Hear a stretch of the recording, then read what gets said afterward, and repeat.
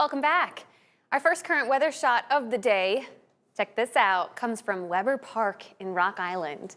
Do you see that like frost on the ground right there? It's kind of hard to see, but my car was covered in it this morning. Yeah, you had to take a little extra time to kind of do a little chiseling. Exactly. It was kind of cold. We had those numbers drop in the lower 20s, and with that temperature so close to that dew point temperature, usually it indicates that the air is kind of saturated and very little mixing of the air.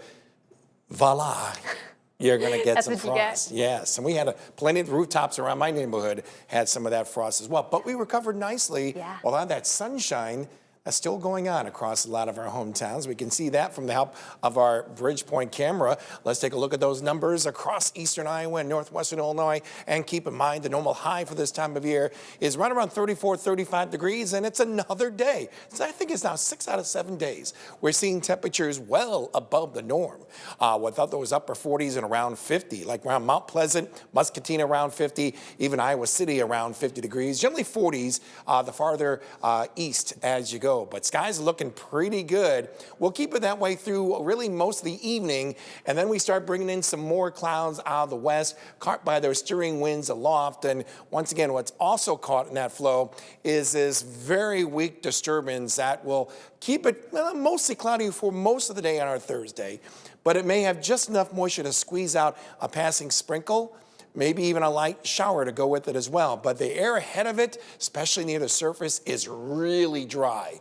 So not everyone is going to see that chance for wet weather as we head into our Thursday. Let's show you that with our future track. We'll stop the clock at around 5 a.m. And I think as we head a few hours before sunrise is when we start seeing those clouds begin to thicken and lower. And you can see well out to the west, we start maybe seeing a few of those raindrops as well. Maybe even mixed with a few snowflakes as well, given the temperatures that we're going to be looking at by that time, which will be generally around the upper 20s. Some areas off to our west may likely be seeing those numbers right around the freezing mark. So just enough cold air out there that any precipitation that we see out to our west may have that mix, okay? We could see that still in very small part of our area as we head to the mid-morning hours, and then those numbers should be warm enough that any other very spotty activity takes place. It will be in the form of some raindrops, but that will be very few and far between. In fact, we do expect to see those skies improve nicely by around the mid-afternoon hours. Still, temperatures will remain well above normal, very similar to today because that flow is coming from west to east. This is a zonal or Pacific flow. So this is where we're seeing temperatures right back in those 40s, and like we've been seeing in some of our hometowns to our west, maybe even around 50 degrees. After Thursday, then, here comes this stretch of 50-degree plus temperatures in our forecast. And you couldn't ask for a better time with this, heading into the upcoming weekend with a lot of mid to upper 50s. Even those overnight lows are not looking too bad. And overall, plenty of sunshine expected as well. And we're going to keep it dry, even going into really most of next week. We're going to stretch this out on our American model here. And I'm going to stop the clock around Tuesday. More of this specifically, this is late Tuesday night.